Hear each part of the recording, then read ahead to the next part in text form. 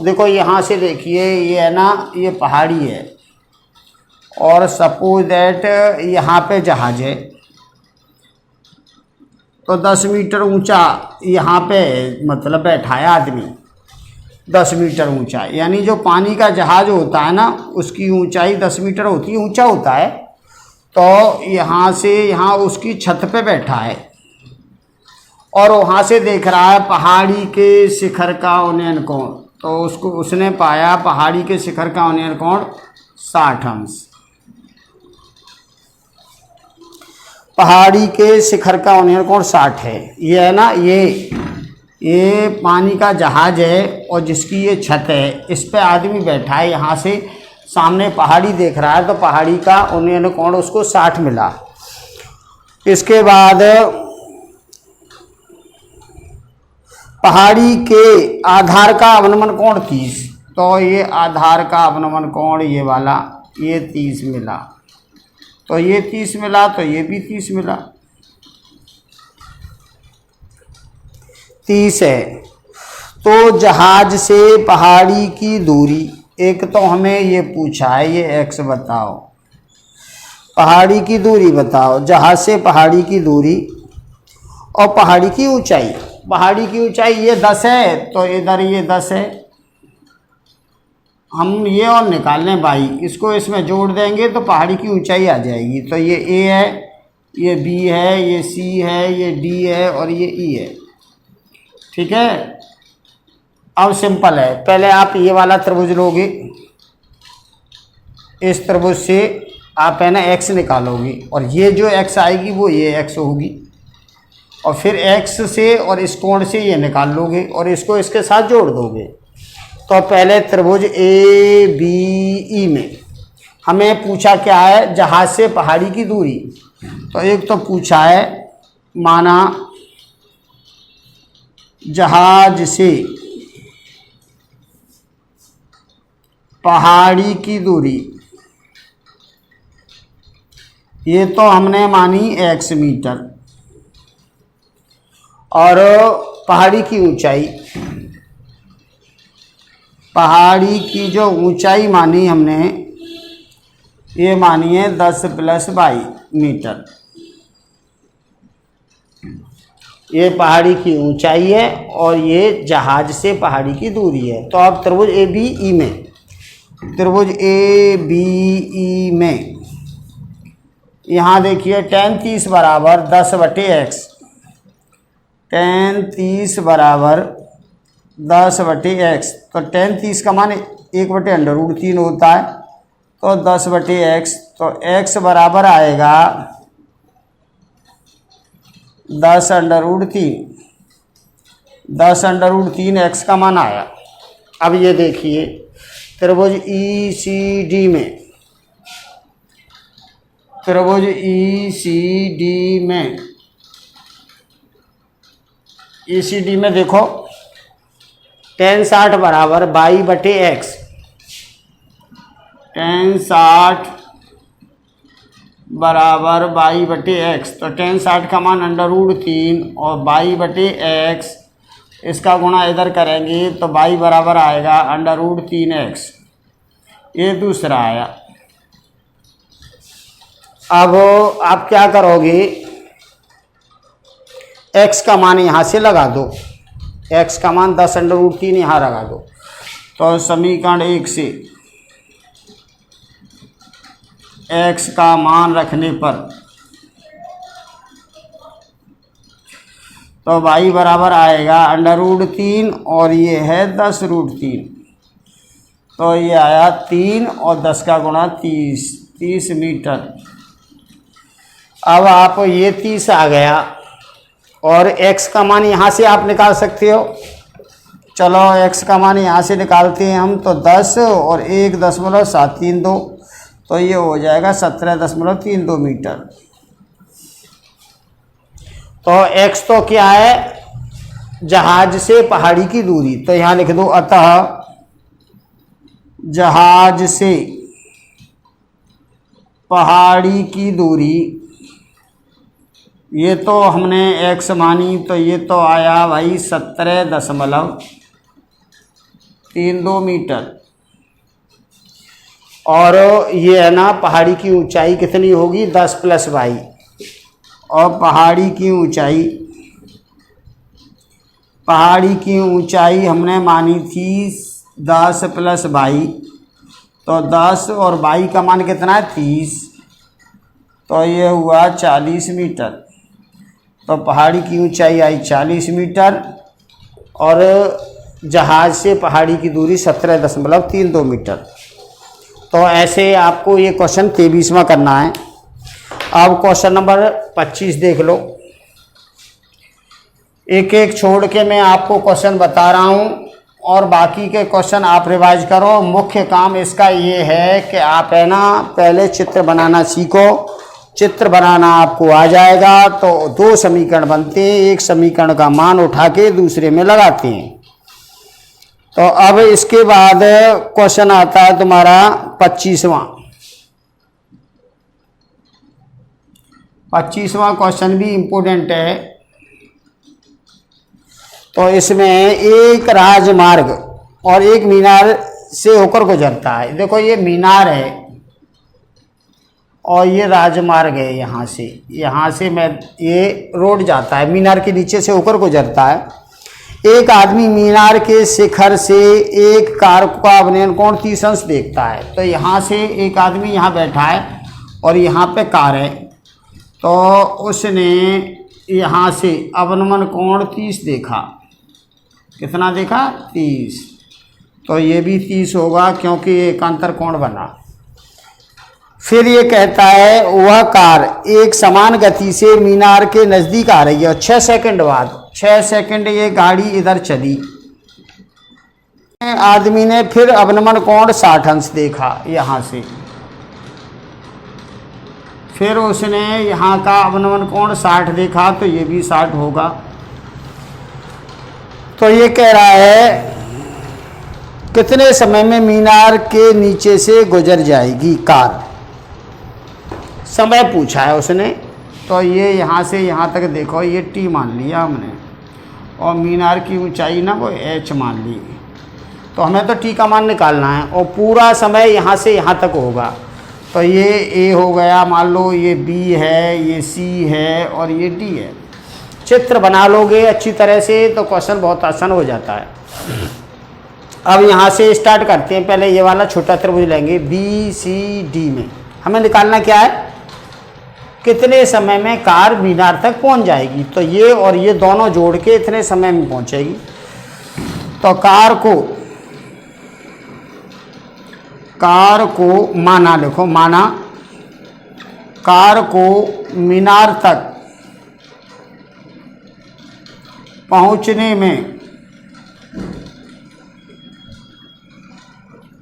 लगा समय बराबर ये 6 + T सेकंड लिख लो। तो हमें T का मान निकालना है। तो ये पहले त्रिभुज BCD में, त्रिभुज BCD में तो यहाँ से tan 60 बराबर लंब है H और आधार है T। तो tan 60 का मान √3 तो H/T और T का क्रॉस मल्टीप्लाई इधर होगा तो H बराबर आएगा √3T। तो ये पहला समीकरण बनके तैयार हो गया। अब बड़ा त्रिभुज ACD, बड़े वाले त्रिभुज में, त्रिभुज ACD में tan 30 बराबर लंब बटे आधार, ये यहाँ से यहाँ तक है तो लंब बटे और आधार है हमारे पास 6 + T। ये यहाँ कोण है तो आधार यहाँ से मीनार के आधार से यहाँ तक होगा। तो tan 30 का मान 1/√3 होता है और ये H/6 + T। अब क्रॉस मल्टीप्लाई करेंगे तो √3H बराबर हो जाएगा 6 + T। ये आया दूसरा। अब यहाँ से समीकरण 1 से H का मान समीकरण 2 में रखने पर समीकरण 1 से H का मान 2 में रखने पर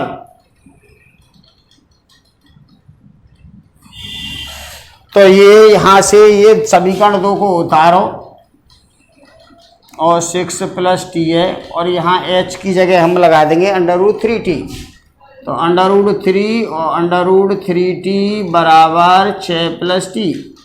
तो ये √3 3 हो जाएगा और ये t को इधर लाएंगे तो माइनस हो जाएगा और ये 6, तो 2t बराबर 6, तो t बराबर आएगा 6/2 यानी 3 सेकंड आया t का मान यहाँ से यहाँ तक। तो कुल समय मीनार तक पहुँचने में लगा कुल समय, कार को मीनार तक पहुँचने में लगा कुल समय, तो हमने माना था 6 + t, तो ये आएगा 6 + 3 यानी 9 सेकंड। तो ऐसे आपको ये क्वेश्चन करना है, ठीक है ना। सिंपल क्वेश्चन है, ज़्यादा कठिन नहीं है। अब इसके बाद एक लास्ट क्वेश्चन और देख लो, 27, क्वेश्चन नंबर 27 और देख लीजिए। और ये सारे क्वेश्चन आपको करने और संख्या पढ़ पढ़ के चित्र बनाना जरूर सीख लेना। अगर आपने चित्र बनाना नहीं सीखा तो एक भी सवाल आपको नहीं होगा। रफ कॉपी लो, किताब लो और किताब से संख्या पढ़ पढ़ के रफ कॉपी पर चित्र बनाओ और वापस कॉपी से मिलाओ, तब आप परफेक्ट हो पाओगे। तो क्वेश्चन नंबर 27वां क्वेश्चन है हमारे पास। सड़क के एक ओर एक मीनार और दूसरी ओर एक मकान स्थित है। मीनार के शिखर से मकान की छत और आधार के अवनमन कोण 45 और 60 हैं। ये कह रहा है एक मीनार है रोड के एक साइड में और इधर है एक मकान और ये बीच में रोड है। तो मीनार के शिखर से यहाँ से मकान की छत का अवनमन कोण और मकान के आधार का अवनमन कोण, ऐसे मान लो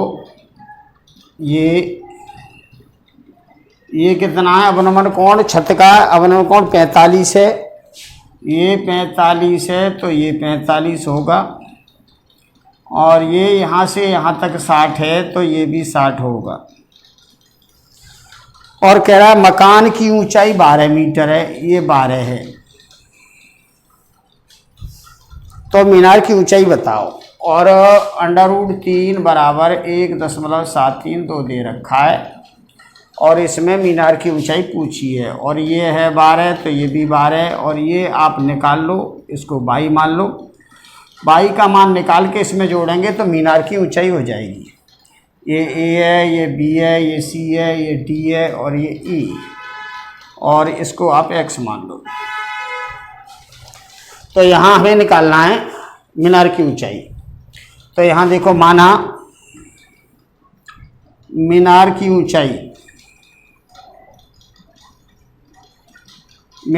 ऊंचाई हमने मानी 12 + 22 मीटर। यही हमें निकालना है, जो हमें निकालना होता है उसको पहले लिखते हैं। अब देखिए हमारे पास 2 त्रिभुज है, एक तो ये छोटा वाला है ये और एक ये बड़ा वाला है। दोनों से छोटे से देखो पहले, ECD त्रिभुज ECD में तो यहाँ लिखेंगे tan 45 बराबर लंब बटे ये x है तो ये भी x होगा तो y/x। तो tan 45 का मान 1 होता है तो y/x और x का गुणा इधर होगा तो x बराबर y होगा। x और y दोनों बराबर हो गए। अब सेकंड देखिए त्रिभुज ABD में tan 60 बराबर ये लंब है यहाँ से यहाँ तक 12 + 22 बटे x। ये tan 60 बराबर ये लंब और बटे ये आधार। तो tan 60 का मान √3 तो ये आया 12 + 22 बटे x। तो x का इधर गुणा करेंगे तो ये आएगा √3x बराबर 12 + 22। ये दूसरा समीकरण आएगा। और समीकरण 1 से हमें क्या चाहिए, y चाहिए, क्योंकि ये निकालनी है मीनार की ऊंचाई। तो समीकरण 1 से x बराबर y लगा दो। तो समीकरण 1 से x बराबर y रखने पर, तो x बराबर y रखेंगे तो ये आएगा √3y, इसकी जगह y लगा दो, और 12 + y, और y को इधर ले आओ तो ये हो जाएगा √3y - y = 12। इसमें से y कॉमन लिया तो √3 - 1, और 12 इसका भाग लगा दो तो y बराबर आएगा 12 बटे √3 - 1।